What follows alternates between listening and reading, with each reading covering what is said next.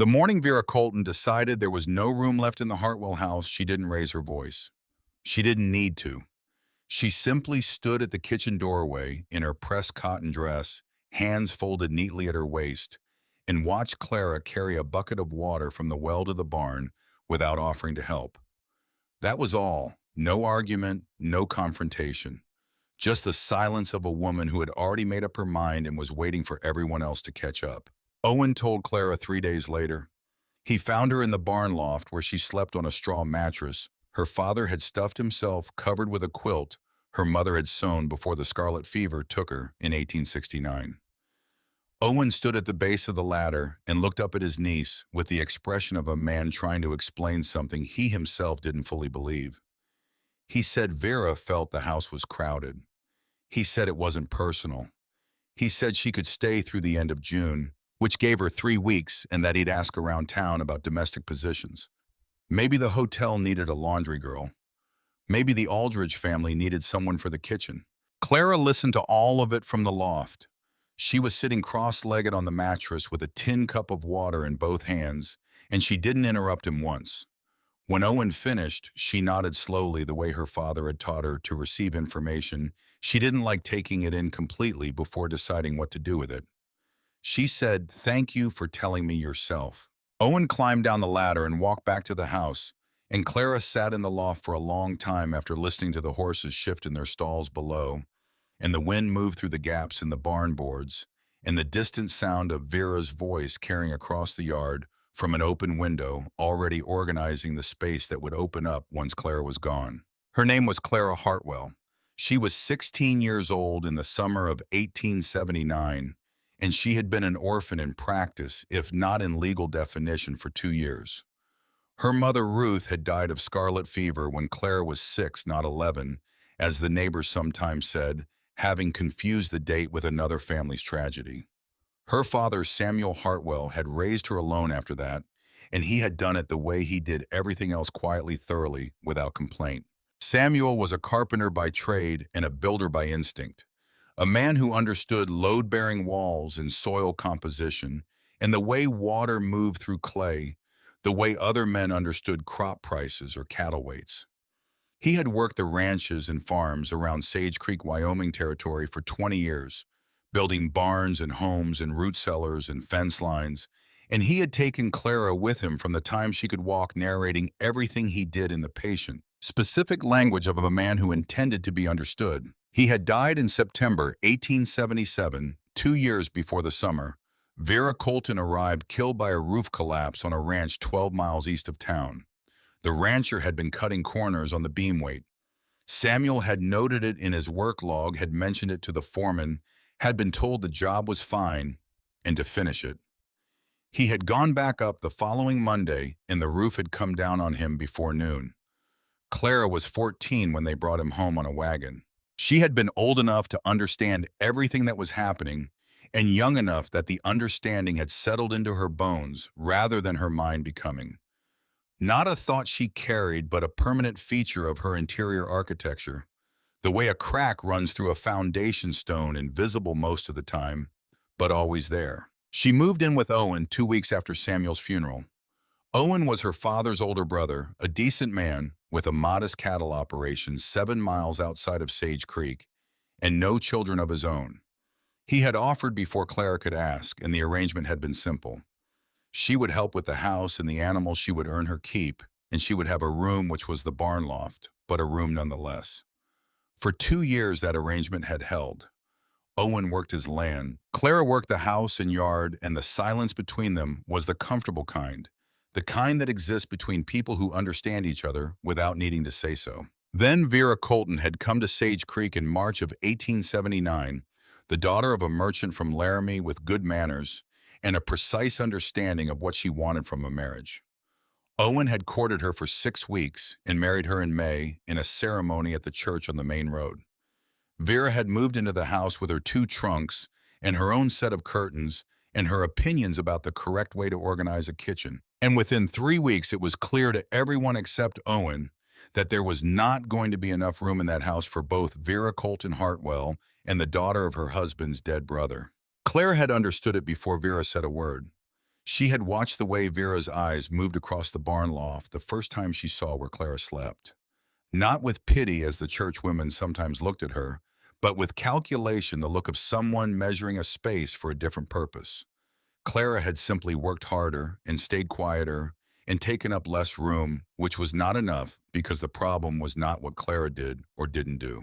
The problem was that Vera had a specific idea of what this house was going to be, and Clara was not part of it. So now it was June, 3 weeks, and Clara sat in the barn loft with her tin cup and thought about what she actually had. She had $7.40 earned over 2 years from odd jobs in town, washing dishes at the Sage Creek Hotel on weekends, mending clothes for the Aldridge family, helping with the spring branding on a neighboring ranch for 2 days last April. She had her father's wagon, a flatbed work wagon he had built himself from white oak, solid and heavy, and worth considerably more than $7.40, though she had no intention of selling it.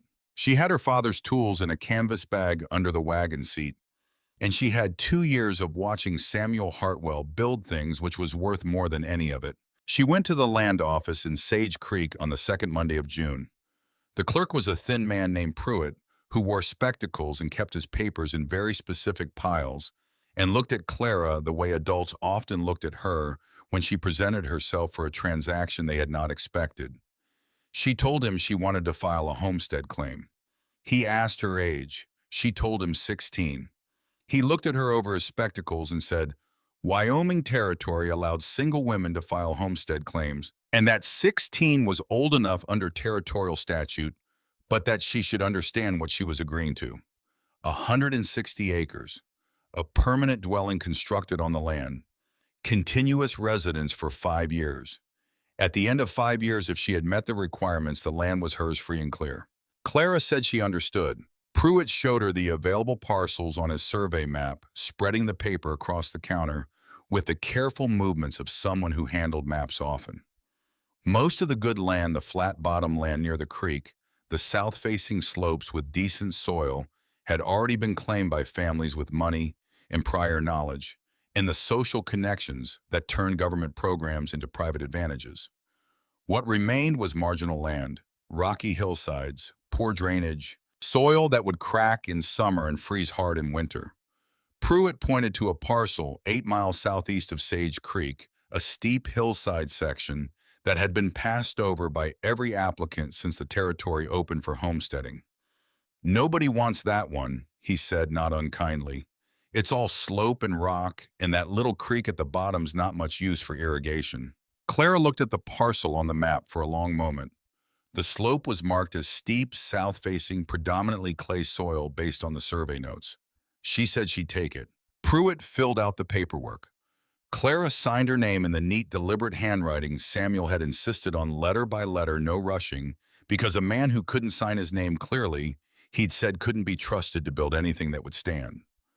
Pruitt stamped the claim form and filed it in his pile and told her good luck, and the way he said it made clear he thought she was going to need considerably more of it than he had available to give. She drove out to the parcel that same afternoon, standing up in the wagon the way she always did when she needed to see farther, one hand on the edge of the seat back, letting the horse find its own pace across the rocky terrain.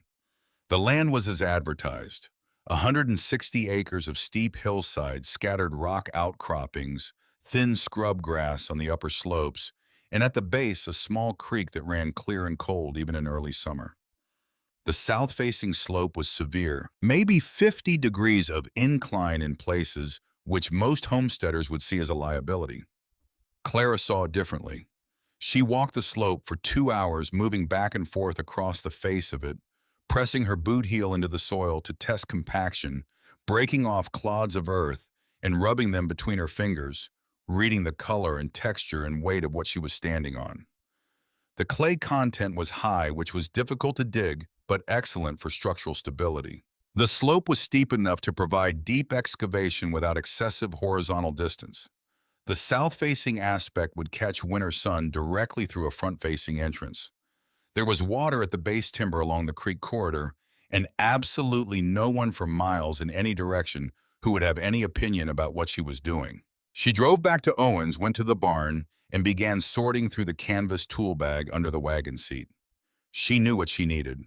She had watched Samuel purchase materials for 100 different projects, had heard him explain to clients why quality mattered in specific places, and where you could economize without compromising the structure. She made her list. A good shovel, a handsaw, and axe nails matches. She spent an evening calculating what each would cost at Brennan's Hardware on the main street and what she'd have left.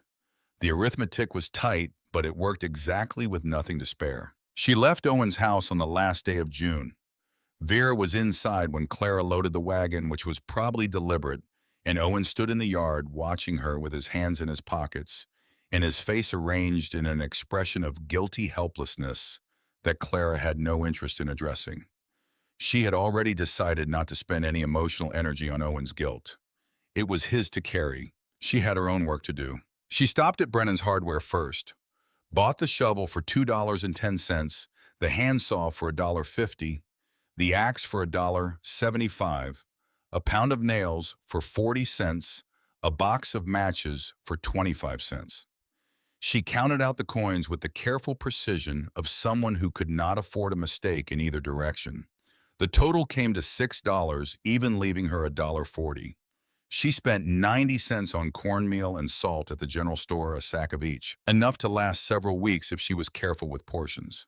That left her 50 cents, which she kept folded inside her boot because Samuel had told her once that you always kept something held back, some small reserve you didn't touch, unless the alternative was stopping entirely. She drove the 8 miles to her claim and made camp that first evening in the wagon bed, eating cornmeal mush she cooked over a small fire at the base of the slope.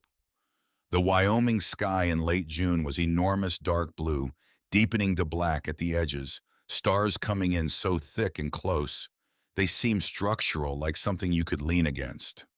She lay on her back in the wagon and looked up at them and thought about her father, not with grief exactly, but with a longing that had no clean name, only weight. He had been her primary source of information about how the world worked, and without him, the world required more interpretation than it used to. The next morning, she started digging. She had chosen the location on the slope the previous afternoon with the same deliberateness she brought to everything. Not too high where the soil thinned over rock, not too low where drainage would be a problem after spring rains. A point 2/3 of the way up the south face, where the clay was deepest and most consistent, where the slope angle would allow her to excavate horizontally into the hillside and have the earth above form a natural ceiling of maximum depth. She marked out her dimensions with stakes and a length of cord, 12 feet wide, 14 feet deep into the hill. That would give her 168 square feet of living space, with earth forming 3 walls and the entire ceiling, and a front face open to the south, where she would build the 4th wall and install a door. The first stroke of the shovel into that hillside told her everything she needed to know about what the next month was going to cost her. The clay was dense and packed the kind of soil that had been undisturbed for decades, maybe centuries, compressed by its own weight into something that resisted the shovel blade, with a stubbornness that felt almost deliberate. She had to lean her full weight into each stroke to get the blade deep enough to be useful, then lever it up and sideways to break loose a piece worth carrying. The pieces came out in irregular chunks, heavy with moisture, dark blue-gray in color, dropping onto the slope with a sound like wet cloth. She worked for 30 minutes, then stopped to carry what she had broken loose away from the entrance she was creating, dumping it downslope in the area she had designated as spoil ground. Then she went back in and dug for another 30 minutes, then carried again. The rhythm established itself inside the first morning dig and carry with brief rests, when her lower back seized up in protest or her shoulders refused to complete a stroke without trembling. By the end of the first day, she had excavated approximately 8 inches into the hillside across her full 12-foot width. Her hands had blistered by midday, 4 distinct blisters on each palm, where the shovel handle pressed hardest, and by evening those blisters had burst, and the raw skin beneath stung with a persistence that made her clench her jaw each time she gripped the handle. She cooked her cornmeal mush, ate it slowly, drank water from the creek, and slept in the wagon with her hands wrapped in strips of cloth she'd cut from the hem of a spare shirt. The second day was worse than the first, and the third was worse than the second. And somewhere around the 4th or 5th day, a change occurred that she had heard Samuel describe, but had never experienced herself. The damaged skin on her palms stopped merely hurting and began instead to harden. The blisters reformed and toughened. The raw places thickened. Her body, which had been protesting the work, began adapting to it instead, building the specific calluses and muscle density that the task demanded. By the end of the first week, her hands looked different. By the end of the second, they felt like something her father would have recognized as working hands. She was also losing weight, which she knew but couldn't afford to address. The cornmeal mush twice a day was keeping her functional but not surplus, and the work was burning considerably more than the mush replaced. She supplemented what she could. There were wild onions along the creek bank, bitter but edible. She trapped 2 rabbits in the second week using snares Samuel had shown her on a hunting trip 4 years earlier, and she cooked them over her fire and ate every part that was edible. But she was still burning more than she was taking in, and she noted it the way she noted everything. Not with alarm, but with attention, adding it to the list of problems she was managing. The ceiling shoring was the most technically demanding part of the early excavation. As she cut deeper into the hillside, the earth above her head became a ceiling, supported only by the intact material at the back and sides of the excavation. That ceiling had weight, tons of weight. The clay held its shape better than sandy soil would have. But it was not infinitely stable in any disruption. A shift in moisture content, a vibration, an error in her shoring technique could bring it down without sufficient warning to matter. She cut cottonwood poles from the stand along the creek, selecting for straightness in diameter, looking for pieces between 4 and 6 inches across. She carried them up the slope one at a time and installed them as she went, positioning a new support every 4 feet of horizontal progress. Each pole had to be precisely fitted cut to length with the handsaw so it stood vertical under the ceiling with pressure rather than simply resting against it. Too short and it didn't bear load. Too long and it bent the ceiling rather than supporting it. She measured by eye and by hand the same methods Samuel had drilled into her across 100 job sites, where measuring tape was a luxury and understanding was the real tool. She developed a feel for the fit after the first several poles learned to read the slight compression in the wood that told her the load was transferring correctly. She was 14 feet deep into the hillside and beginning the floor work when the delegation came from town. She heard them before she saw them, the sound of horses on the rocky slope below, voices carrying up the gradient with the quality of people who were not trying to be quiet. She set down her shovel and walked to the entrance of the excavation and stood there looking down the slope. 5 women on horseback picking their way up the incline with the careful movements of riders accustomed to better terrain. At the front was Dorothea Aldridge, the banker's wife, a large woman in her 50s who wore her social authority the way other people wore good coats as evidence of standing as insulation against the elements. They pulled up their horses a respectful distance from the entrance, which wasn't very far, given that the entrance was essentially a hole in a hillside.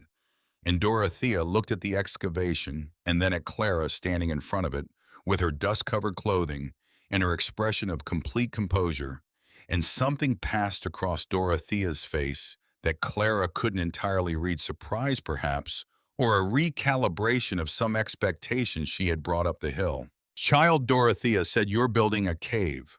Clara said, "I'm building a dugout cabin." It's a standard homestead construction method in this territory. It's a hole in the ground. 3 walls and the ceiling are provided by the hillside. That's not a cave, it's earthen construction. The earth provides insulation that no wooden wall can match. This structure will be warmer in winter and cooler in summer than any frame building in Sage Creek. Dorothea looked at her for a moment. "You're 16 years old." "Yes, this is dangerous work. That ceiling could collapse and bury you alive. You're doing this alone without any supervision. My father taught me how to shore a ceiling. I've installed supports every 4 feet. The clay matrix here is stable. I've been watching it for 3 weeks, and there's been no movement." One of the other women said something quietly to the woman beside her. Dorothea shifted in her saddle. "Clara," she said, and her voice had moved from authority into something approximating concern. "The Miller family on Birch Street is looking for a housemaid. Full board and $1 a week. That's a respectable position for a girl your age. You could have a proper room, proper meals work that's appropriate to your situation.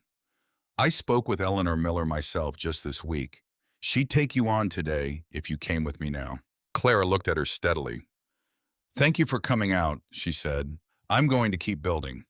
She turned and walked back into the excavation and picked up her shovel, and after a long moment she heard the horses begin to move back down the slope, and then the sound of them faded into the general quiet of the hillside, and she was alone again with the clay and the cottonwood poles and the work. It was in the fourth week of excavation when she had reached her full depth of 14 feet and was beginning the finish work on the floor and walls that she found the things she had not been looking for. She was working in the rear left corner, cutting the floor level down to its final depth, when her shovel hit something that was not rock and not root and not the compressed clay she had been moving for a month. The sound of the impact was different, a hollow resonance rather than the dull thud of dense earth. She stopped. She crouched down and used her hands to clear the surrounding soil, working carefully and slowly. The way Samuel would work when he uncovered something during a dig he didn't yet understand. Not rushed, not careless. Read it first. What she found was a change in the soil matrix.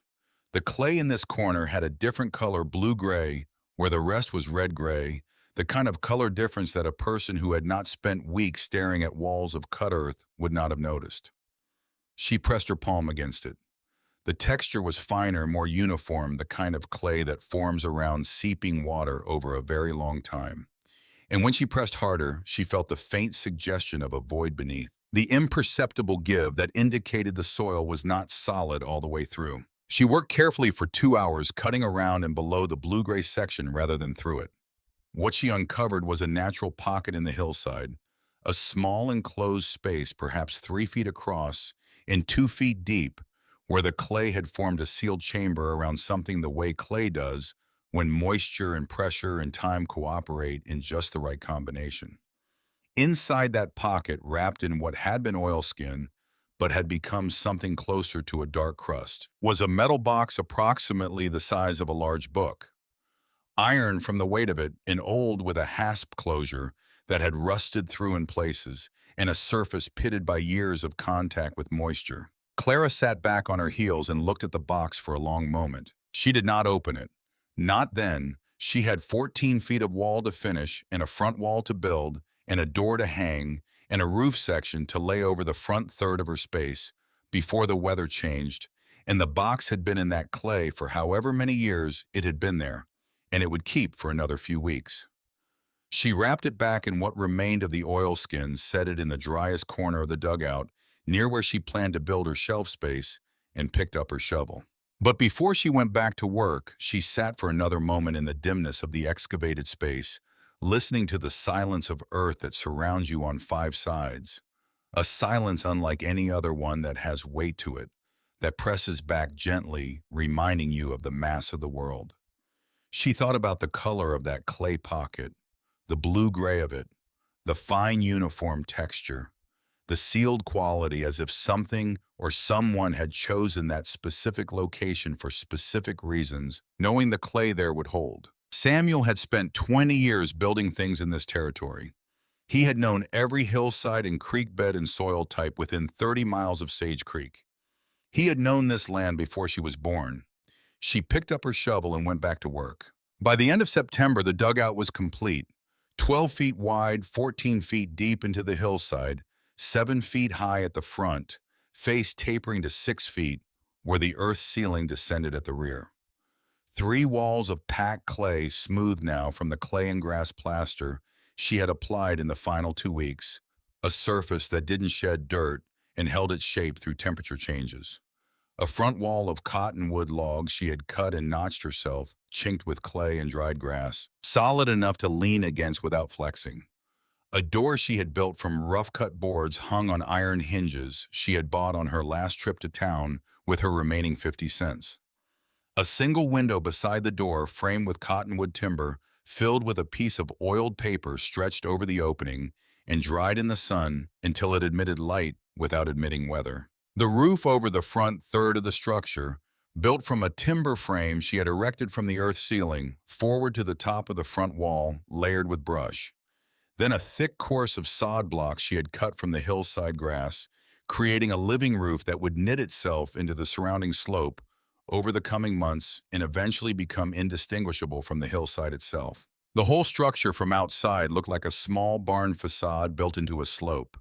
Two vertical walls of logs, a door, a window, a roof of earth and grass, and behind it all, the hillside going up and over, holding the rear and sides and ceiling of the space inside, invisible from most angles, permanent in a way that no timber construction in this climate could match. Inside, in the late afternoon light coming through the oiled paper window, it was dim and quiet, and warmer than the air outside by a margin that was already in late September noticeable. The clay walls held the day's heat and released it slowly through the night. The earth ceiling, 6 feet of compacted clay and grass above her head, did not allow heat to escape upward. The south-facing entrance and window caught the low autumn sun directly, warming the interior for the better part of each clear day. On the shelf she had carved into the rear wall, wedged between her tin cup and her remaining cornmeal, was the iron box still wrapped in its deteriorated oilskin. She had not opened it. She looked at it each evening before she slept on her cottonwood frame bed with its corn husk mattress and her mother's quilt pulled to her chin, and she thought about what her father had known and what he had done with what he knew. And she let the questions sit in her the way Samuel had always let difficult problems sit without forcing them toward answers they weren't ready to provide. The town had a name for the structure by October: Hartwell's Hole. She heard it when she went into Sage Creek for supplies, heard it in the way people said it, with a slight emphasis on the second word that was meant to communicate something about her choices and her prospects and the general opinion of the community regarding whether a 16-year-old girl digging herself into a hillside constituted homesteading or simply a prolonged exercise in stubbornness that would end badly before the first snow fell. Clara heard it and noted it and went home to her dugout. She arrived at the wagon on that last trip to town and began loading her supplies, and when she lifted the old canvas tool bag from under the wagon seat to make room for the cornmeal sack, the bottom of the bag caught on a nail head and tore open, spilling her father's tools across the wagon bed and scattering several folded papers that had been tucked flat against the bag's interior, hidden between the canvas layers where she had never thought to look. She stood very still for a moment looking at the papers on the wagon bed. Then she picked them up one by one. 3 of them were receipts, old purchase records from Brennan's Hardware, in Samuel's handwriting, years old, the ink faded to brown. The 4th was different. Heavier paper folded more carefully, the creases worn from repeated folding and unfolding. She opened it. It was a drawing. Samuel's hand unmistakable in its precision, the same drafting style he had used for every construction plan. She had ever seen him produce: clean lines, careful dimensions, notations in his compact printing. A plan view and a section view of a dugout cabin. 12 feet wide, 14 feet deep. Cottonwood pole ceiling supports at 4-foot intervals. Front wall of notched logs. South-facing entrance. A notation at the bottom right corner that she had to tilt the paper toward the light to read. The notation was not a dimension or a material specification. It said in handwriting slightly less controlled than the rest, as if added quickly or under some pressure of feeling. For Clara. When the time comes. She read it 3 times. Then she looked out at the Sage Creek Main Street, at the people moving in and out of the general store and the hardware and the hotel, at the ordinary commerce of a small Wyoming Territory town, in early October of 1879, and she understood several things at once. Her father had known this moment was possible. He had known it specifically enough to prepare for it, to draw the plans for the exact structure she had just finished building on the exact type of land she had chosen, and to hide those plans where she would find them only if she needed them. The wagon, his wagon that he had built himself, that he had left her, not just as transportation, as a message. She folded the paper along its original creases and put it in the inside pocket of her coat against her chest and finished loading her supplies. On the drive back to her homestead, 8 miles of rocky track through scrub grass and late autumn light, she did not think about the drawing. She thought instead about the iron box on her shelf and the blue-gray clay that had surrounded it, in the quality she had watched in Samuel her whole life. The deliberateness of a man who understood that careless work eventually falls. He had built things carefully and hidden things deliberately, and trusted the person he had hidden them for to find them when the time came. She thought about all of that, and she did not need to say any of it out loud, because there was no one on that 8-mile track to say it to, and because some things don't require saying in order to be completely understood. October came to Sage Creek the way it always did in Wyoming territory. Not gradually, but all at once, as if the season had been waiting just beyond the northern horizon and finally decided it had been patient long enough.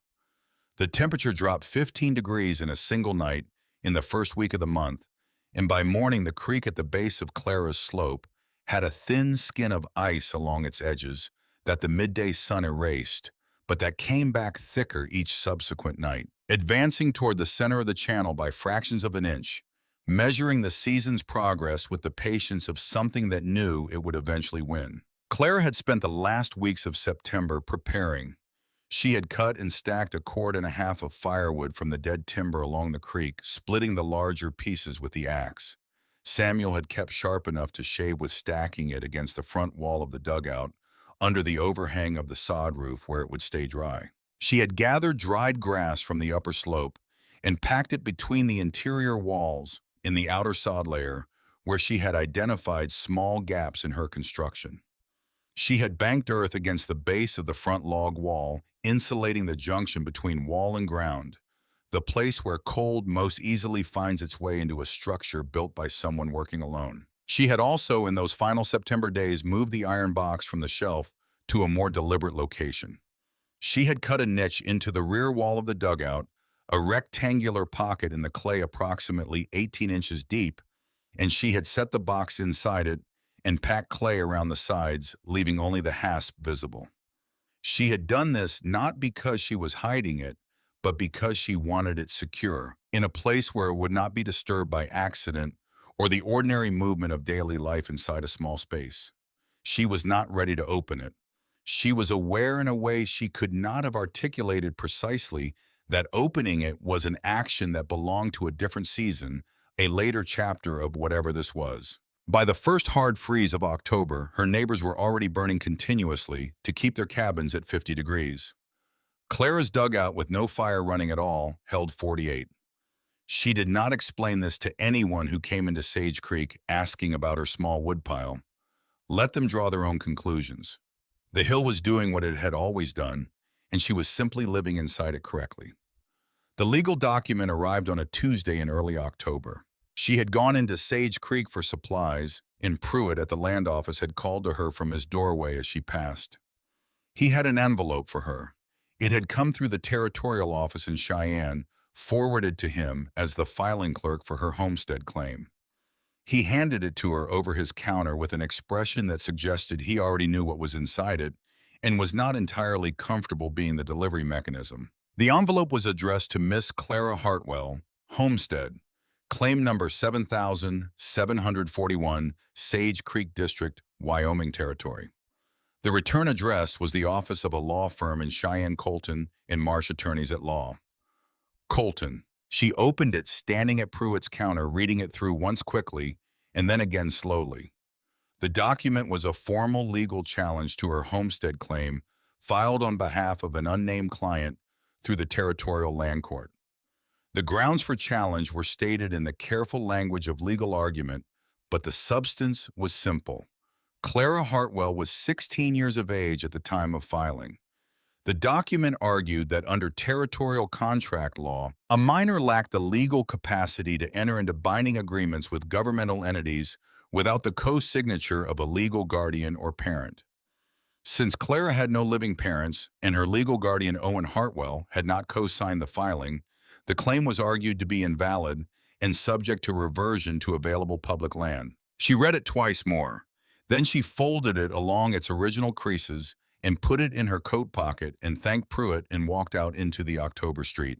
She drove home without stopping, 8 miles of rocky track in the cooling afternoon, her hands steady on the reins and her mind working through the document, the way Samuel had taught her to work through a structural problem, identifying the load-bearing elements, the places where the argument supported itself and the places where it didn't.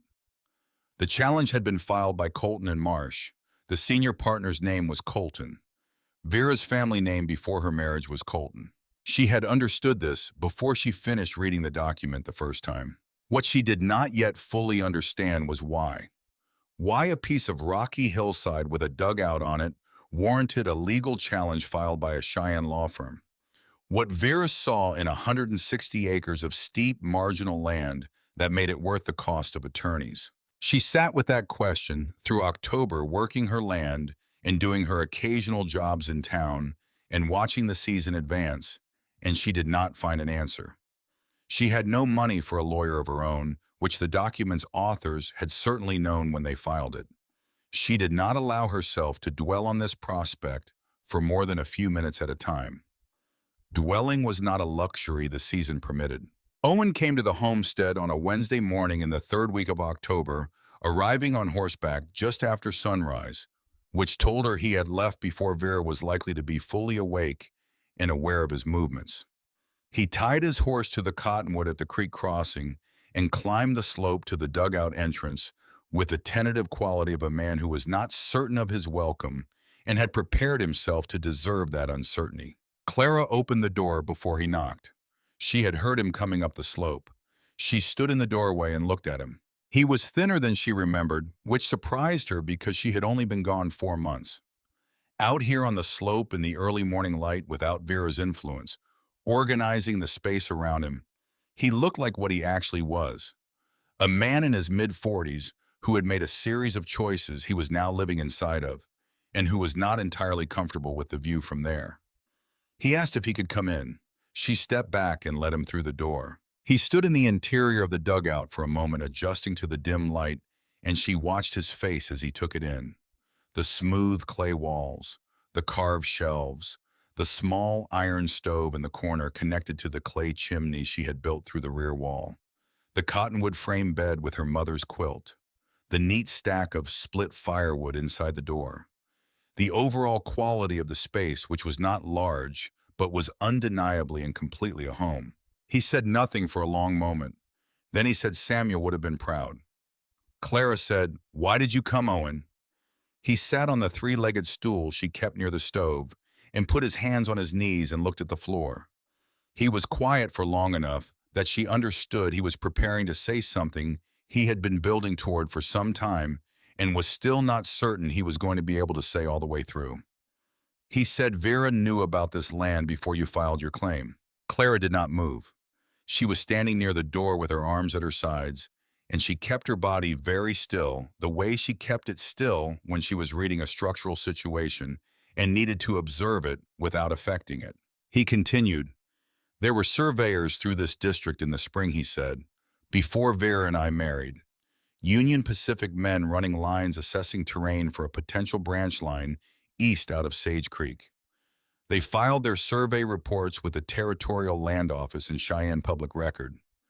Vera had family connections at that office. Her father and the senior clerk there had known each other for 20 years. She had access to those reports before they were widely circulated." Clara waited. "The surveyor's notes on this parcel," Owen said, and he paused again. "The surveyors noted that the terrain on this specific hillside was favorable for a particular type of rail approach. The grade and the soil stability made it a preferred route option for a possible branch line. Land along a confirmed railroad in this territory sells for 20 to 40 times its base value, sometimes more." The room was very quiet. Outside, the wind moved through the dry grass on the slope. "She came to Sage Creek because of the survey report," Clara said. Owen nodded once, not looking at her. "She met you and married you because you were the family connection closest to this land." Another nod. "And she had me removed from your house before I could learn any of this or establish a claim of my own." He looked up at her then. His face had the expression of a man looking at something he would prefer not to see clearly. "Clara," he said, and then stopped because there was nothing useful to add to her name that would change what it meant. She said, "Did you know when you told me to leave?" He was quiet for 3 seconds. Then he said, "I suspected. I didn't know with certainty. I told myself I didn't know. which is a different thing from not knowing, Clara said. Yes, he said, it is. She crossed to the stove and added a piece of wood to the fire, not because it needed it, but because she needed something to do with her hands. She watched the fire through the stove grate for a moment. She said the legal challenge, the Cheyenne law firm, Colton and Marsh. Her cousin's firm, Owen said quietly. She filed the challenge the week after you filed your claim. She has been planning this since before she arrived in Sage Creek. Clara closed the stove grate. She said you can go home, Owen.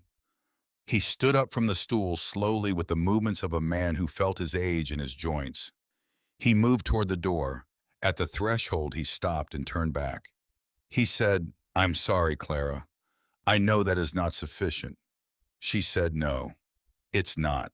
He went out the door and down the slope, and she heard his horse cross the creek and the sound of hooves on the rocky ground fading north toward Sage Creek. And then she was alone again in the silence of a space surrounded by earth on five sides. A silence that has weight to it, that presses back against you, gently reminding you of the mass of the world and your small position within it. That evening, she took the iron box from its niche in the rear wall. She sat on the edge of her bed with the box on her knees and looked at it for a long time. The iron surface was rough under her fingers, pitted and dark with the texture of metal that has spent years in close contact with clay. The hasp was rusted but had not fused, and she was able to work it open with steady pressure over several minutes, the rust flaking away in small red-brown chips that fell onto her quilt. Inside the box, wrapped in a second layer of oilskin that had fared better than the outer wrapping, were three items.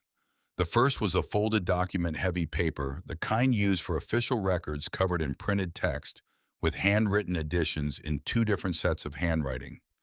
The second was a hand-drawn map on a piece of drafting paper showing the hillside of her homestead from above with notations she could read and some she could not. The third was an envelope, sealed with wax that had dried and cracked over the years, but had held the flap still closed with three words written on the front in her father's handwriting. She read the envelope first, or rather the outside of it. Three words, open when ready. She set it aside. She unfolded the official document. It was a certificate of shareholding dated April 14th, 1865, issued by the Silver Ridge Mining Company, a Wyoming territory. Registered enterprise certifying that one Samuel Elias Hartwell was the holder of 40% of the outstanding shares of said company, representing his investment and labor contribution to the initial exploration and development of mineral claims on the eastern slope of the Silver Ridge Formation Sage Creek District. The certificate was signed by two parties. One was Samuel. The other signature, she didn't recognize a man named Prescott, who appeared to be the company's other founding partner. She read the document twice. She understood what a certificate of shareholding was. Samuel had explained the concept to her once during a conversation about a mining operation he had helped build near Laramie, explaining how the men who provided initial labor and investment sometimes held ownership stakes in the enterprise itself. She understood that this document represented an ownership stake in something called Silver Ridge Mining Company. She did not understand what that was worth, or whether the company still existed, or whether a document from 1865 had any legal standing in 1879. These were questions that required information she did not have. She looked at the hand-drawn map. It showed the hillside from above her hillside, with the creek marked at the bottom and the upper ridge at the top.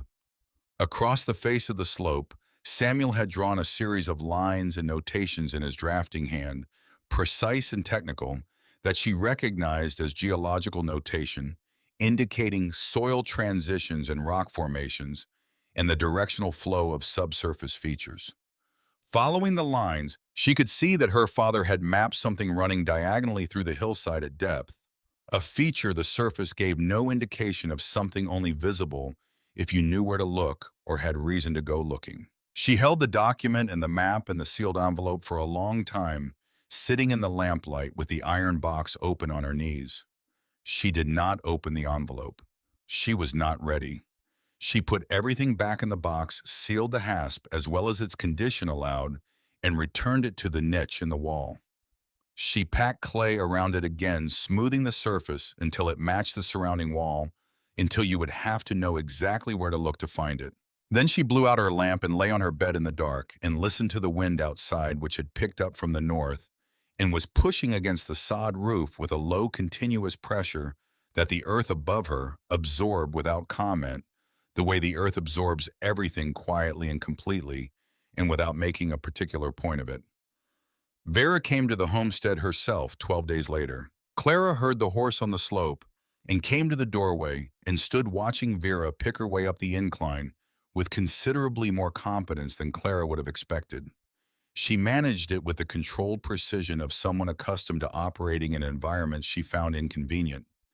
She was wearing a dark wool riding coat and good boots, and her hair was pinned with the neat finality of a woman who does not allow her appearance to be unsettled by terrain. She pulled her horse up at the level ground in front of the dugout entrance and looked at Claire in the doorway and then looked at the structure itself, the log front wall, the sod roof, the way it sat against the hillside, and something in her expression shifted by a degree or two. Not contempt, something more complicated. "I'll come directly to the point," Vera said. She did not dismount, which told Clara something about the nature of the visit. Clara waited. "I am prepared to offer you $200 for the assignment of your homestead claim," Vera said. "Full transfer of all rights to the parcel and any improvements on it. $200 clear today if you're willing to sign the paperwork." Clara looked at her steadily.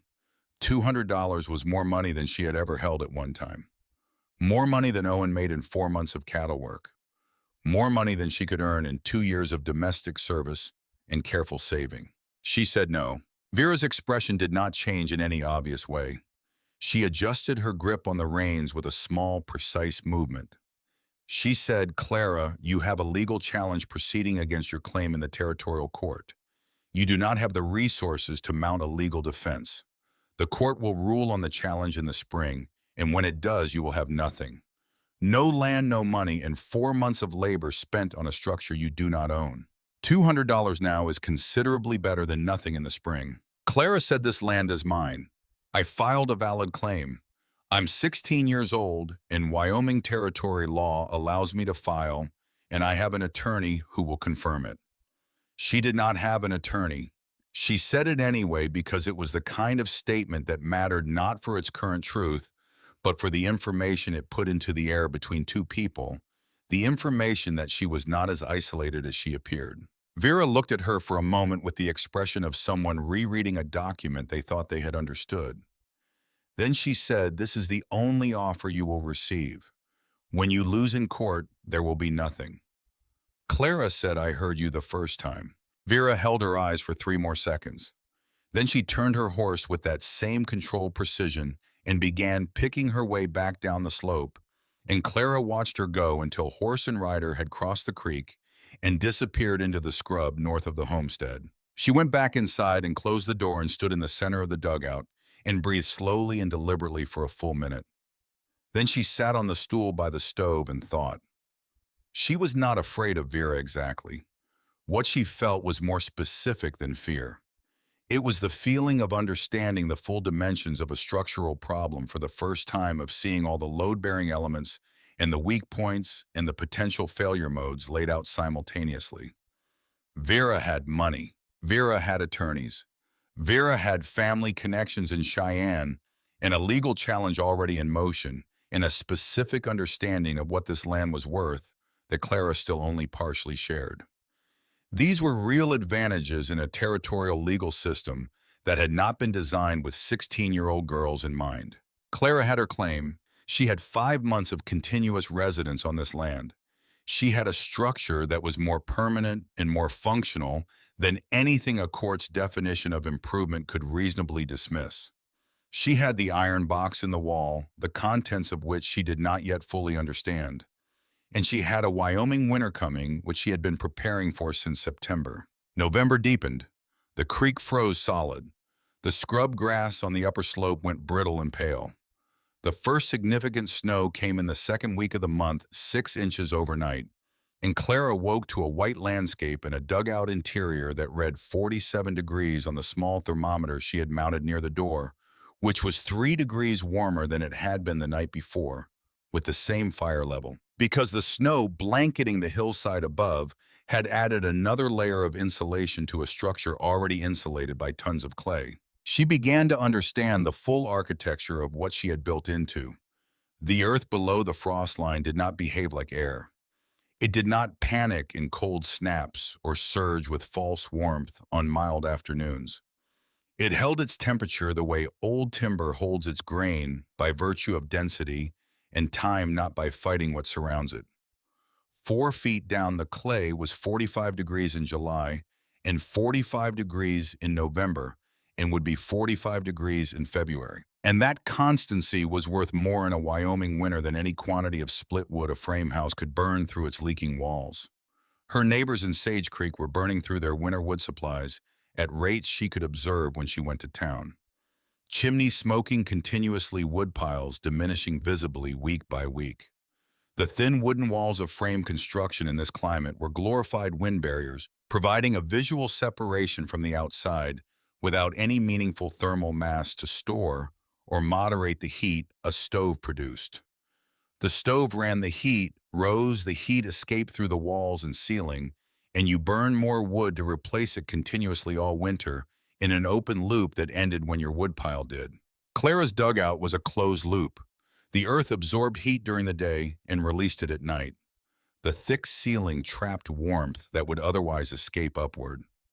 The small stove she ran for 2 or 3 hours in the evening brought the interior to 65 degrees, and when she let the fire die, the temperature fell only to 50 by morning, not because the stove kept burning, but because the earth held what the stove had given it and gave it back slowly over the hours. She was burning perhaps a quarter of what her frame-dwelling neighbors burned to maintain a warmer and more stable interior. The people in Sage Creek who noticed her small woodpile drew the obvious wrong conclusion.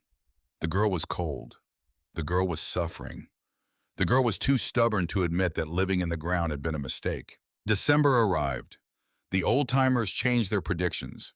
They had said hard winter all along, but something in the second week of December shifted the quality of the cold to something that experienced Wyoming residents recognized with a sensation in the chest that was not quite fear, but was adjacent to it.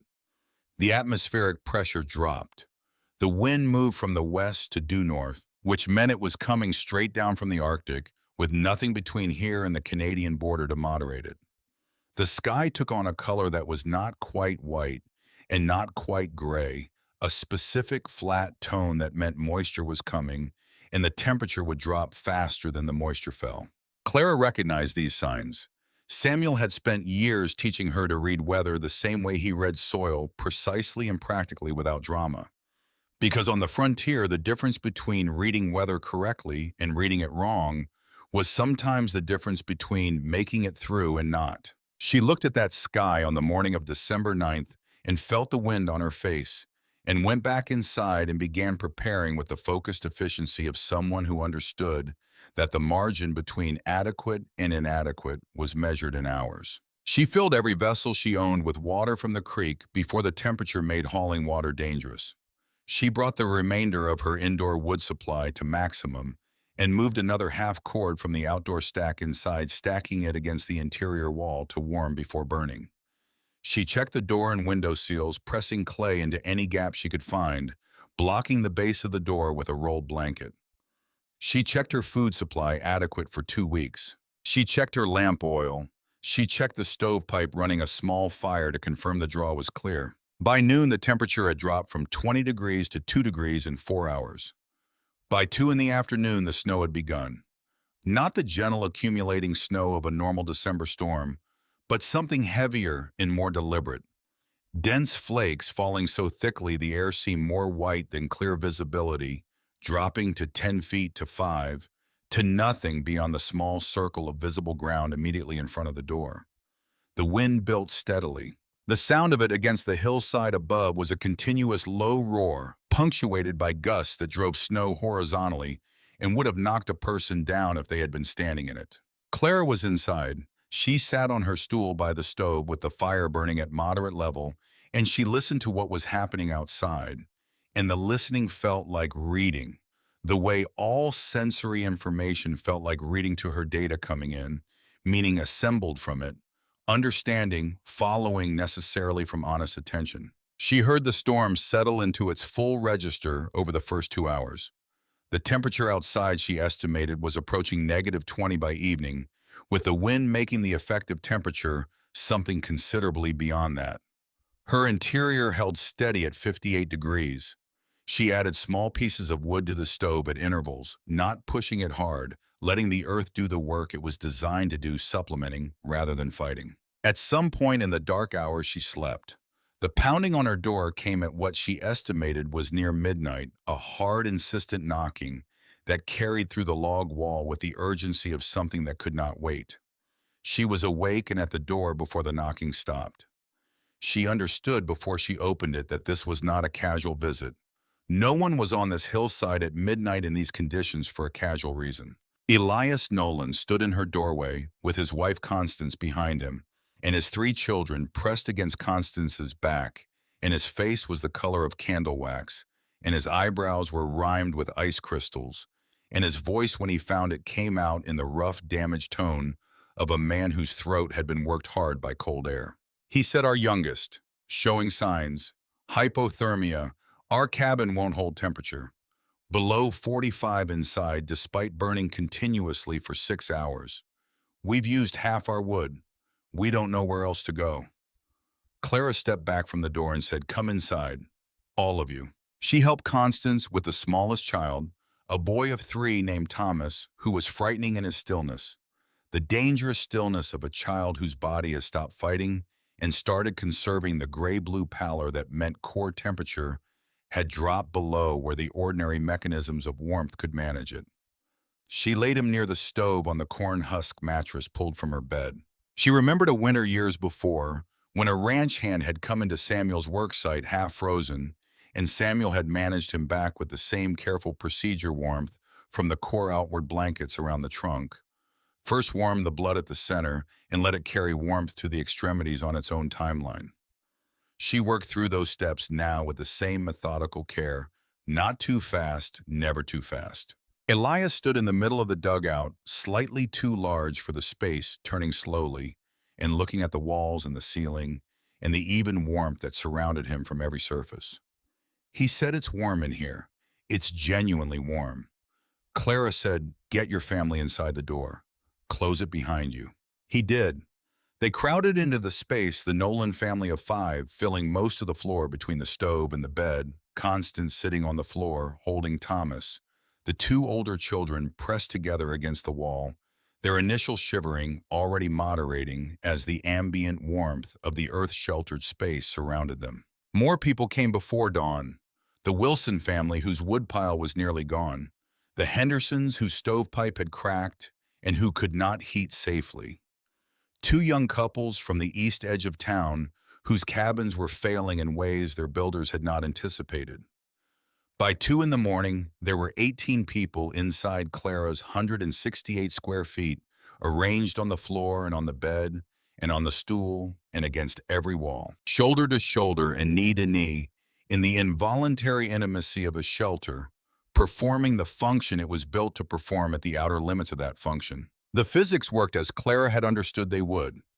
18 human bodies at rest generate approximately 1,800 BTU per hour in metabolic heat alone. Added to the small stove running at moderate output, the total heat production in that small earth-enclosed space was more than adequate to maintain comfortable temperature, and the earth walls absorbed the excess rather than letting it stratify at the ceiling and escape, redistributing it evenly through the thermal mass that surrounded every surface. The temperature inside the dugout with 18 people in it was 63 degrees.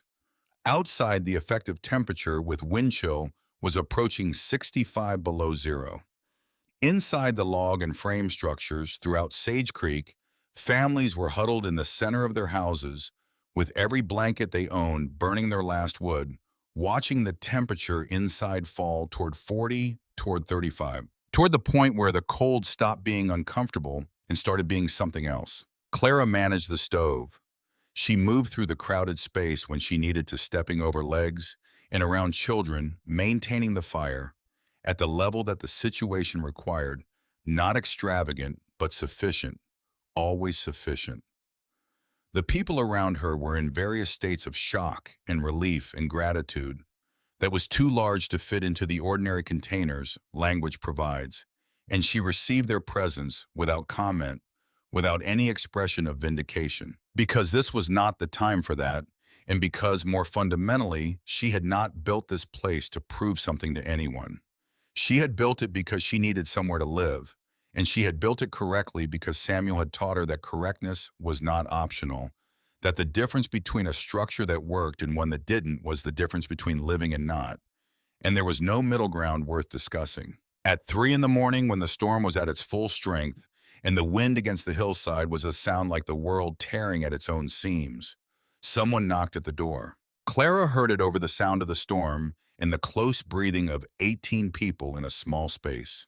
She heard it because she had been listening all night, not to the people around her, who were mostly sleeping in the exhausted way of people whose bodies have surrendered to warmth after sustaining cold, but to the outside, to the hillside, and the storm and the sounds that moved through earth to reach her. She rose from her position near the stove and moved to the door, stepping over Elias Nolan's outstretched legs, and put her hand on the latch. She held it there for a moment, feeling the cold that came through the wood and the iron fittings, the absolute cold of a Wyoming blizzard, at its peak, the cold that killed things. She opened the door. Vera Colton Hartwell stood on the threshold of the dugout she had tried to take from Clara.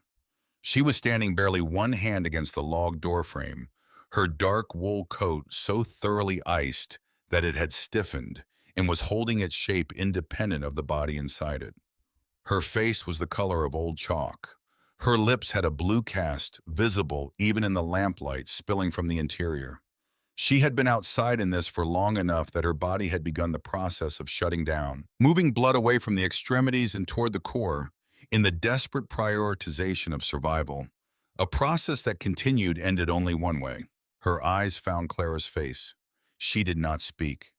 Perhaps she couldn't, or perhaps she understood that there was nothing she could say that the situation did not already say more clearly. Clara reached out and took hold of Vera's arm, the iced wool stiff and strange under her hand, and pulled her across the threshold into the warmth. Vera Colton Hartwell lived through that night because Clara Hartwell opened a door. That was the whole of it. No negotiation, no condition, no hesitation at the threshold. Just a hand on a frozen arm and a step backward into warmth. The storm did not care about any of this. It continued through the dark hours with the same indifference it had brought to everything else, and it ended sometime before dawn on December 11th. Not with any announcement, but with the gradual cessation of sound. The wind dropping in stages as if whatever had been driving it had simply exhausted its purpose. Clara felt the storm end before she heard it end, the pressure that had been pushing against the hillside above her all night suddenly lifting. The way you notice a weight is gone only after it's removed. She had not slept. She had maintained the stove through the night, adding wood at intervals calculated to keep the interior temperature stable without exhausting her supply before morning. And she had watched the people around her sleep with the attention of someone who understands that the watching is itself a form of work. The Nolan children had fallen asleep early, piled together on her corn-husk mattress, with her mother's quilt pulled over all three of them. Elias and Constance had slept sitting up against the rear wall, Constance's head on Elias's shoulder, both of them breathing the slow, even breath of complete exhaustion, surrendering to complete safety. The other families had arranged themselves in the available space with the unconscious practicality of people whose bodies had made the decision for them. Vera had not slept. She sat near the stove on the stool Clara had moved for her, wrapped in the spare blanket Clara kept folded on the shelf. Her color returning in slow stages through the night, the chalk white giving way to something closer to gray, and then eventually to the ordinary complexion of a woman sitting in a warm room. She did not speak. Clara did not speak to her. There was a quality to the silence between them that was different from the silence between Clara and the sleeping families, a silence with content in it, with the weight of things not yet said pressing against its edges from both sides. When the storm stopped, Clara opened the door carefully, pushing against the drift that had accumulated against the outside of the log wall, and looked out at the world. The landscape was so altered it required a moment to read. The creek at the base of the slope was invisible under 3 feet of level snow. The scrub on the upper hillside had been reduced to a series of rounded white shapes with no identifying features. The sky was the clear, flat blue of post-storm Wyoming, a blue so clean and absolute it seemed implausible after the gray chaos of the previous 32 hours. And the sun was not yet fully up, but was announcing itself on the eastern horizon with a light that caught the snow surface and turned it into something that hurt to look at directly. The temperature had dropped further during the night. She could feel it on her face at the door, a dry, still cold of perhaps -25 or -30. The killing cold that follows a major storm when the air pressure resets and the residual moisture has frozen out of the atmosphere entirely, leaving something clear and hard and absolute. There was no wind. There was no sound at all. It was the most complete silence she had ever heard. The silence of a landscape emptied of everything that makes sound. Every animal sheltered or frozen. Every human being accounted for one way or another. She closed the door and turned back to the interior. People were waking. The children first, with the sudden complete wakefulness of children who have slept well and deeply and have no particular concern about what might have happened while they were sleeping. Thomas Nolan, the 3-year-old who had arrived the night before with the gray-blue pallor of dangerous hypothermia, woke on the mattress and looked around at the crowded room with the alert curiosity of a child who finds a situation interesting rather than alarming. His color entirely normal, his eyes bright, his small hands reaching out from under the quilt to investigate the texture of the cornhusk mattress. Constance Nolan saw him and made a sound that came from a place below language and gathered him up, and Elias put his arms around both of them, and Clara looked at the three of them, and then looked at the stove and added a piece of wood. The adults woke in sequence, stiff from the hard floor and the cramped positions, and as each of them reached full consciousness, the same sequence of awareness moved across their faces. First, the immediate physical inventory, warm, safe, present. Then the memory of what the night had been. Then the understanding of where they were and what that meant. Then something more complicated, a reckoning that each of them performed privately, but that Clara could read in the quality of their attention when they looked at her moving around the small space, tending the stove, checking the window, noting the condition of her supplies. Elias Nolan was the first to speak. He said it stopped. Clara said some time before dawn. He was quiet for a moment. Then he said, "We need to check on the town, on the other families. There will be people in trouble." Clara said, "I know. The temperature outside is very low. People need to move in groups, and they need to move quickly and get back inside. Don't let anyone be outside alone." He nodded. He looked at her for a moment with an expression that had several things in it and chose only to express one of them.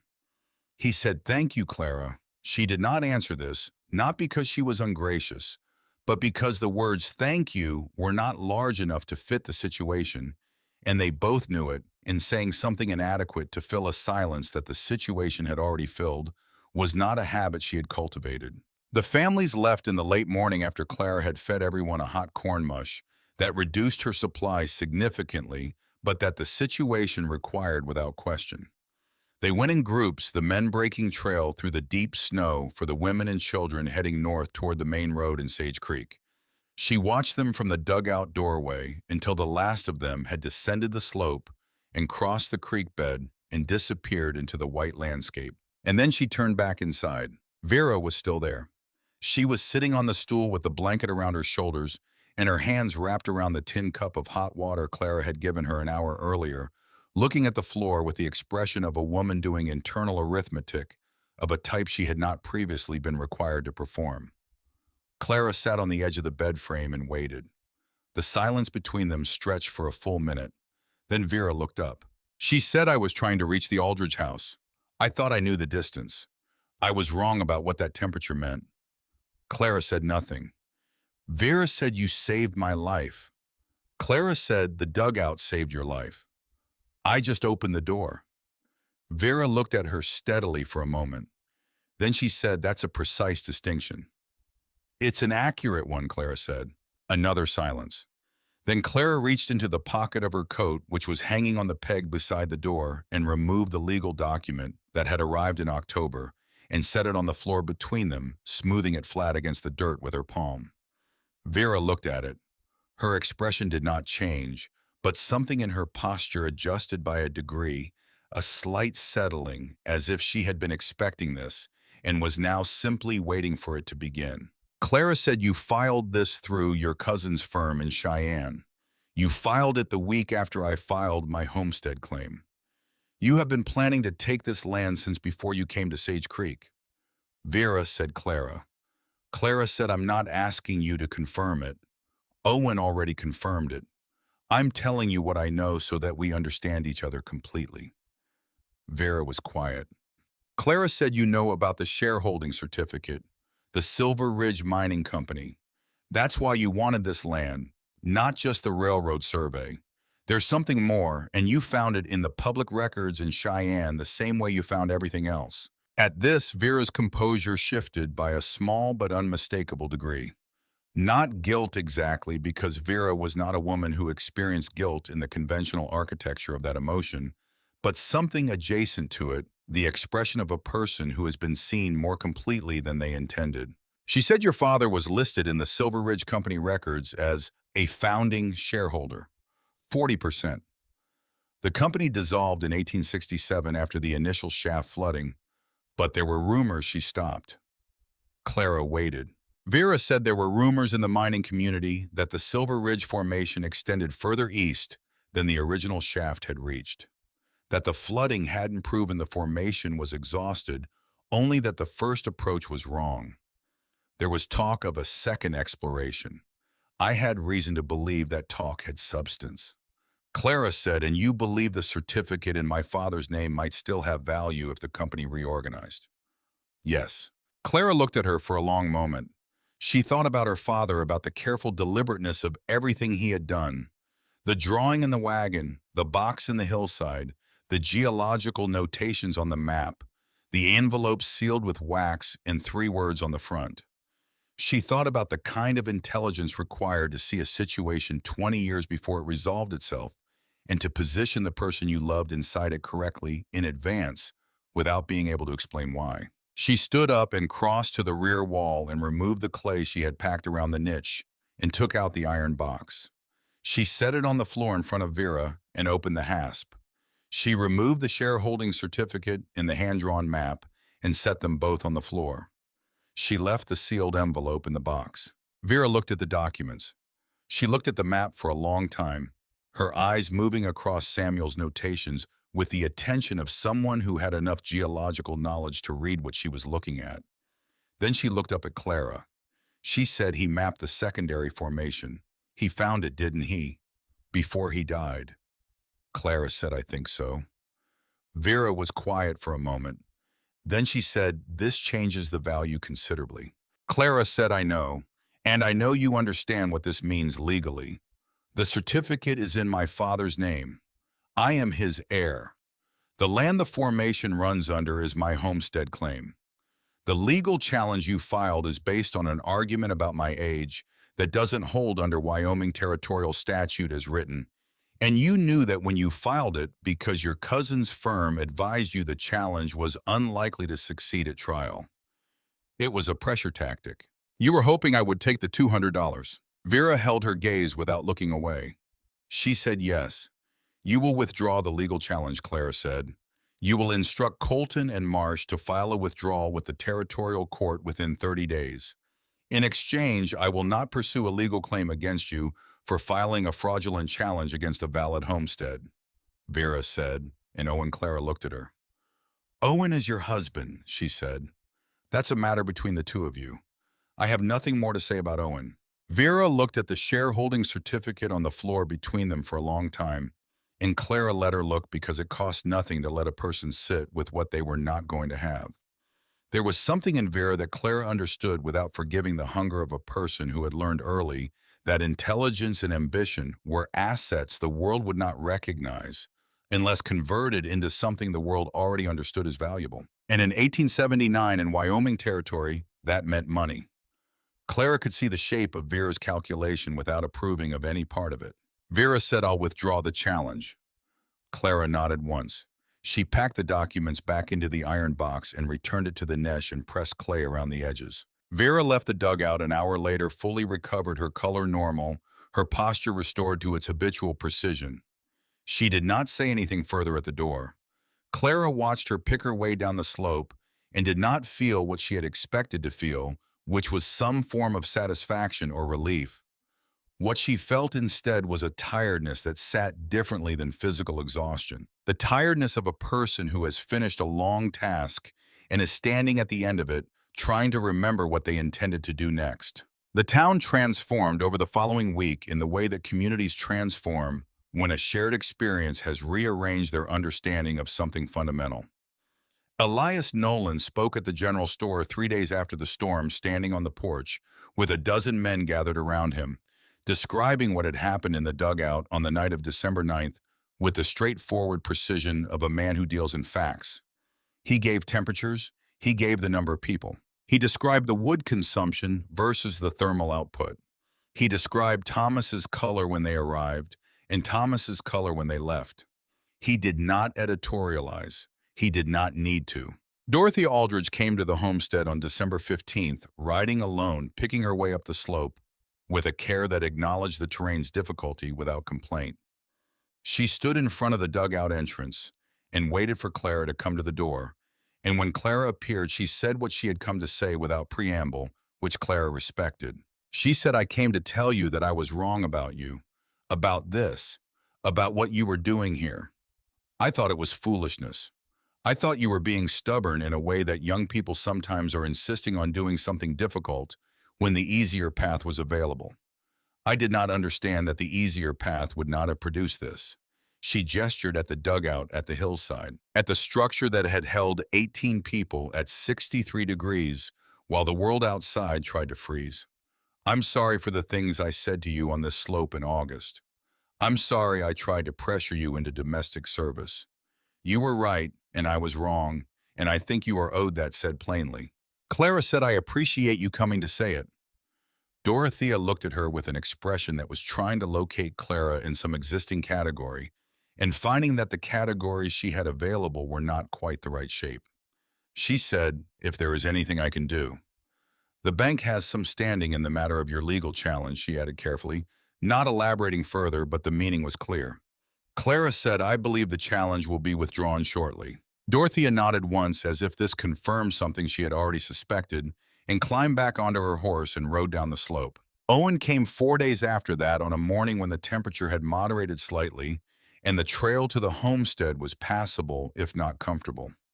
He came on foot this time, which told her something about the nature of the visit, that he had walked 8 miles in the cold rather than ride, because walking 8 miles in the cold felt to him like an appropriate embodiment of what he was coming to do. He arrived at the base of the slope, breathing hard, and stood at the creek crossing and looked up at the dugout and then climbed. Clara opened the door when he knocked and stood aside to let him in. He stood in the interior and looked around again as he had in October, but his face was different this time.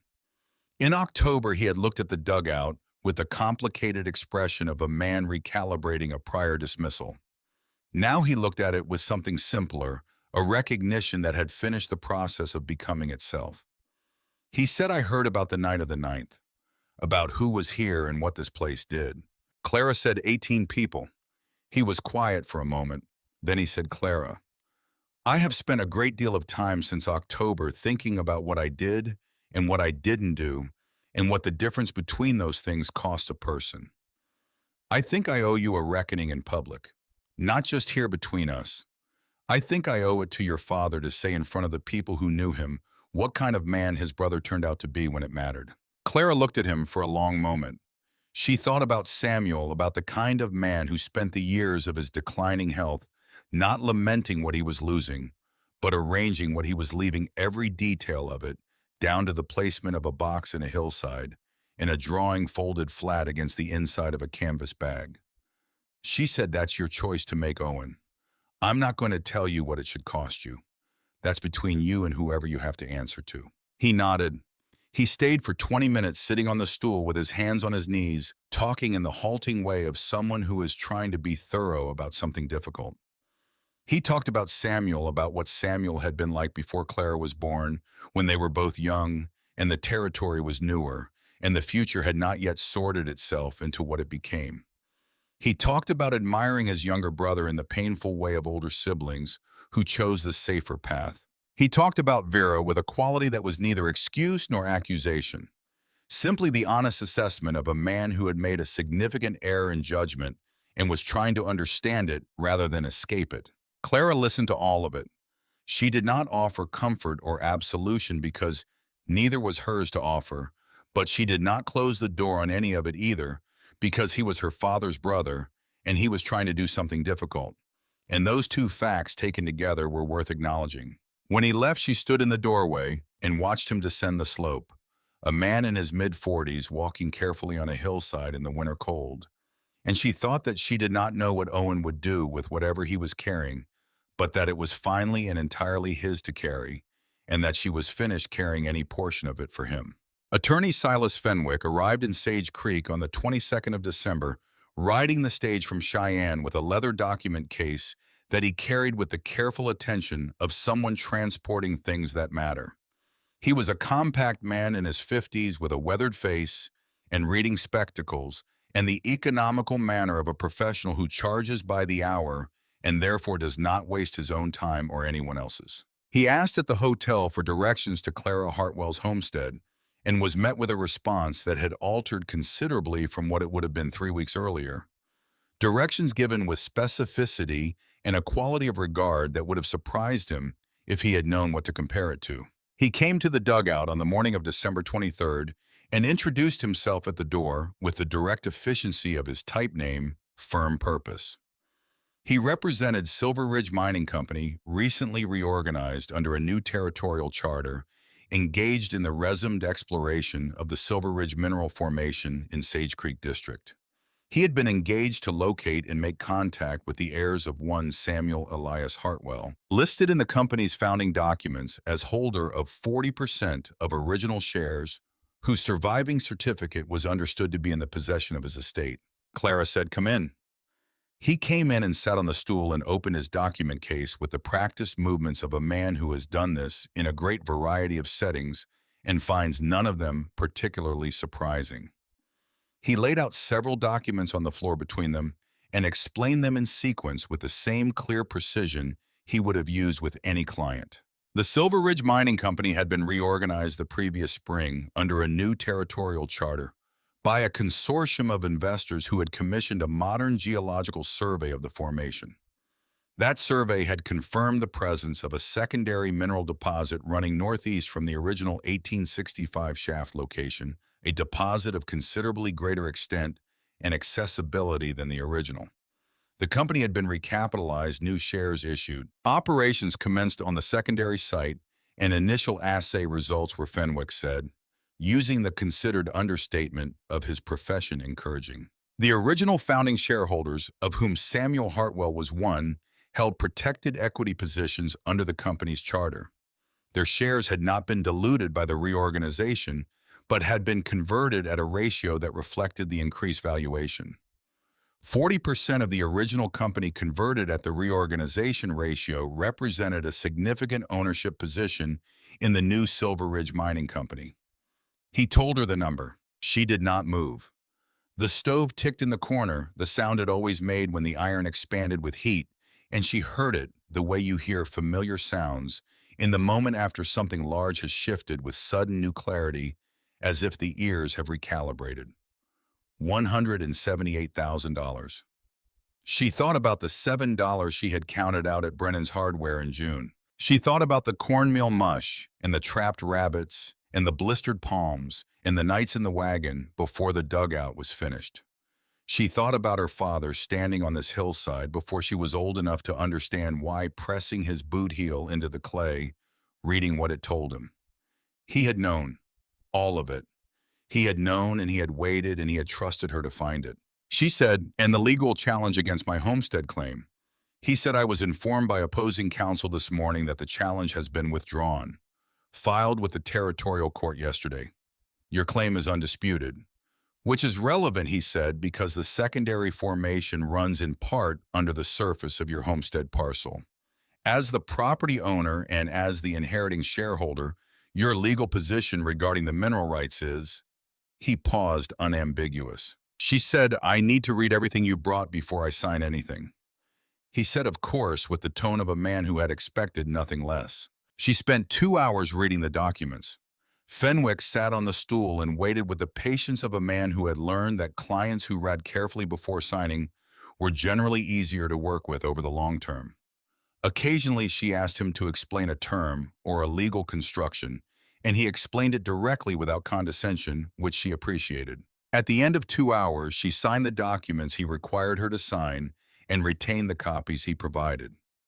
She shook his hand at the door in the manner of someone who has concluded a transaction they understand completely and find satisfactory.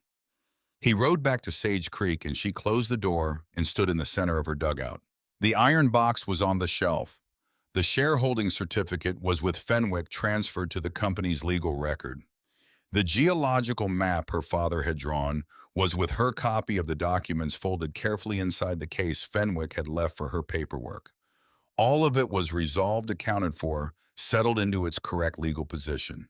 The sealed envelope was still in the box. She took the box from the shelf and sat on the edge of the bed frame and opened the hasp and removed the envelope. It had not changed, the wax seal dry and cracked, her father's handwriting on the front. 3 words. She understood now in a way she had not fully understood in September, when she first found it, what her father had been doing with the careful architecture of everything he had left her.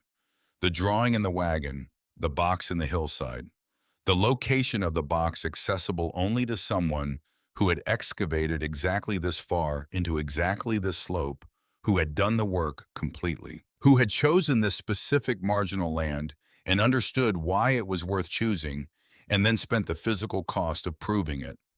He had not made it easy to find. He had not made it findable by anyone who hadn't already proven they could do what the finding required. The inheritance was not in the certificate.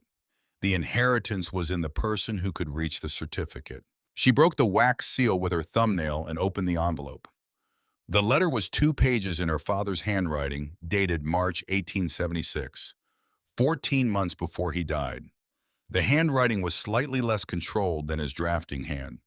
Looser, the hand of a man writing personally rather than professionally, but still precise still.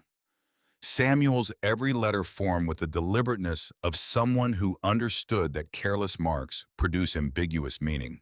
He wrote that he had known since the previous winter that his health was compromised in ways that the doctor in Cheyenne had explained to him with the honesty he had specifically requested. He wrote that he had spent the months since then thinking about what he could give Clara that would last and that could not be taken from her by the ordinary mechanisms by which things get taken from people who are young and alone and without the social structures that protect inherited wealth.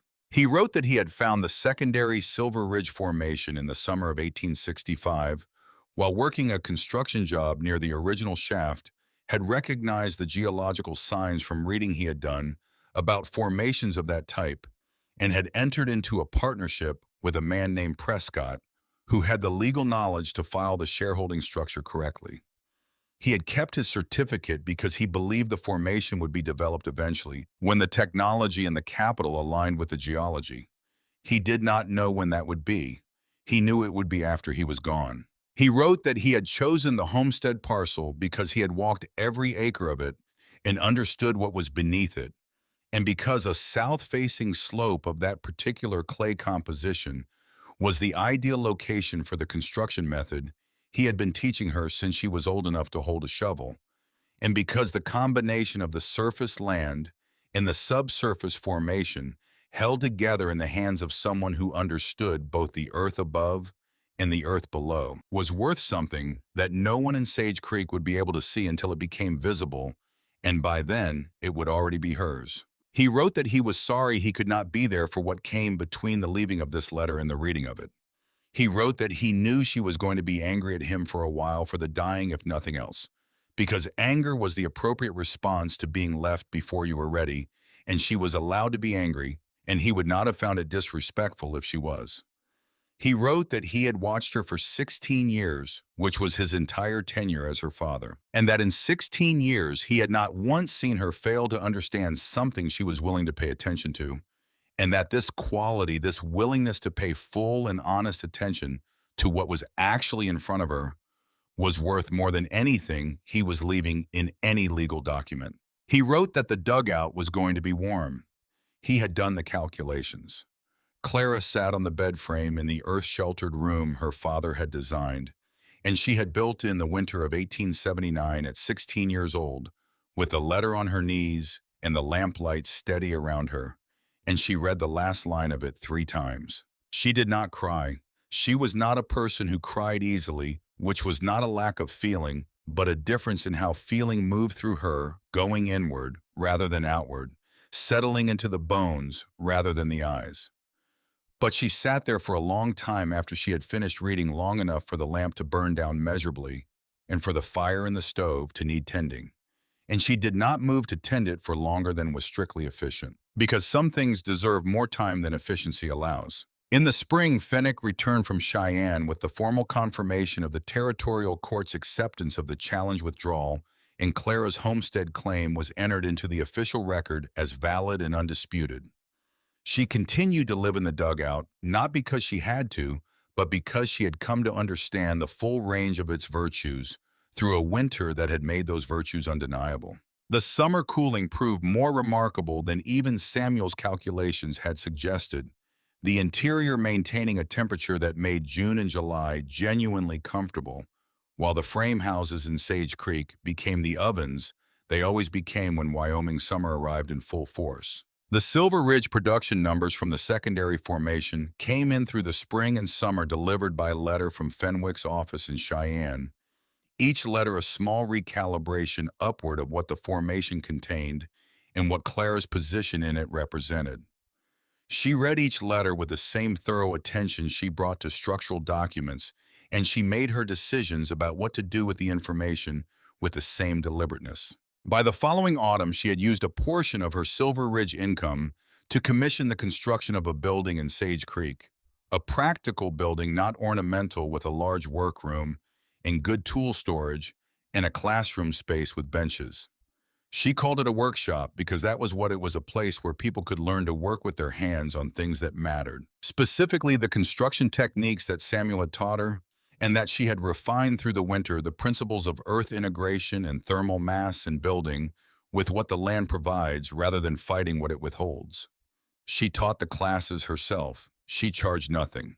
She taught anyone who came, men and women, both young and old, with the patient specificity of someone who has received good instruction and understands that the debt is paid forward rather than back. 8 families had built earthen structures of some kind in the Sage Creek district before the winter of 1880. Not all of them were dugouts in the strict sense. Some were earth berm structures, conventional frame buildings with soil banked against 2 or 3 sides to provide partial thermal mass. Some were hybrid designs partially excavated into south-facing slopes with conventional front walls and larger windows incorporating the thermal principles without the full underground approach. Clara consulted on all of them, walking the building sites with interested families and reading the land the way Samuel had read it, pressing her boot heel into the soil and breaking off clods and rubbing them between her fingers, telling people what the clay content meant for their excavation difficulty and their long-term structural stability. Elias Nolan built a full dugout as emergency shelter adjacent to his existing frame house, connected by a short covered passage so that his family could move between the 2 structures in dangerous weather without going outside. He told Clara it was the most important building decision he had made in 20 years of homesteading in Wyoming territory, which Clara accepted without comment because it was probably true and the truth of it required no elaboration from her. Dorothea Aldridge, whose husband controlled the bank and therefore a considerable portion of the district's capital, began referring prospective homesteaders to Clara for land consultation before they filed their claims. Claire advised them honestly, which meant she sometimes told people their preferred parcel was wrong for their situation, that the soil was wrong or the aspect was wrong, or they were underestimating the excavation difficulty for a solo build, and that there was a better option 2 miles east or 3 miles south. Some of them took her advice and built well. Some of them didn't and found out why she had given it. Vera left Sage Creek in January as Claire had indicated she would. She and Owen separated formally the following spring, a mutual arrangement conducted through Cheyenne attorneys, which, given the attorneys involved, was perhaps predictable. Owen stayed in Sage Creek and worked his cattle operation, and came to Clara's workshop once in the spring of 1880, and sat in the back row of a class she was teaching on soil analysis and ceiling shoring technique, and said nothing but paid close attention to everything, which was the most accurate form of apology available to him and the form she was most willing to receive. She received her formal land title in the spring of 1884, 5 years after initial occupation and a ceremony at the Sage Creek Land Office that Pruitt conducted with the slightly bemused air of a man who has processed many homestead completions and has not previously processed one that had acquired the character of a local institution before the 5 years were up. He stamped her title document and slid it across the counter and said, "Well done, Miss Hartwell." And she folded it and put it in her coat pocket beside the letter from her father, which she carried there by habit, worn soft at the creases from months of handling, the ink still clear. She married Nathaniel Morrison in the autumn of 1887, a homesteader from Nebraska who had come to Sage Creek the previous year. Specifically, he told her without embarrassment, because he had heard about the woman who had built an earthen house at 16 and saved 18 people in a blizzard, and was teaching half the district how to read soil, and he wanted to meet someone like that. He was 31 years old and had a section of land east of town, and a practical intelligence and the kind of steadiness that Clara recognized as a structural quality, the kind of person who bears load without visible deflection. They built a house together on his land that incorporated her principles throughout, earth bermed on the north and west south-facing windows, size for winter solar gain. Partial excavation on the uphill side that kept the rear rooms naturally tempered through both summer and winter. The original dugout on the homestead parcel remained maintained and functional, the oldest standing earthen structure in the district, used for cool storage in summer and emergency shelter in winter. And occasionally, as a teaching example for the classes, she continued to hold into the following decade. She raised 4 children on the combined property, 2 daughters and 2 sons, and she taught all of them to read soil and shore a ceiling and understand why a south-facing slope is not a liability, but an invitation if you know what to do with it. 2 of them went on to work in construction and design in other parts of the territory, and later the state, carrying the principles their mother had carried forward from their grandfather into context neither Samuel nor Clara could have imagined. 1 daughter went to Denver and built earth-integrated houses commercially. 1 son went to Montana and spent 30 years teaching sustainable building practice in the land-grant college system. The dugout stood for 63 years. When Clara died in December of 1938 at 75, it was still structurally sound, still thermally functional. The clay walls as smooth as she had plastered them in September of 1879. The cottonwood poles at their 4-foot intervals, still bearing their load without perceptible deflection. The Wyoming Historical Society acquired the Hartwell parcel in 1965 and commissioned a thermal analysis using modern instrumentation, and the results confirm what the woman who built the structure had understood intuitively, and her father had understood mathematically before her, that the earth at depth maintains constant temperature regardless of surface conditions, that earthen construction provides thermal performance, that conventional frame building cannot match without systems far beyond the technology or economics of 1879, and that a 16-year-old girl with $7 in a dead man's wagon had built something that the instruments of 86 years later could not improve upon in its essential design. The historical marker they placed at the site read simply as, "Markers do when the facts are sufficient on their own." Clara Hartwell Morrison, 1863 to 1938. Homesteader. She built this structure alone at the age of 16. It sheltered 18 people during the blizzard of December 1879 and stood for 63 years. She understood what the hill was holding before anyone else thought to ask. The dugout faced south as it always had, and in the right season in the low winter light of a Wyoming afternoon, the entrance caught the sun directly the way Samuel Hartwell had calculated that it would, and the interior, even empty, even after all those years, was warmer than the air outside.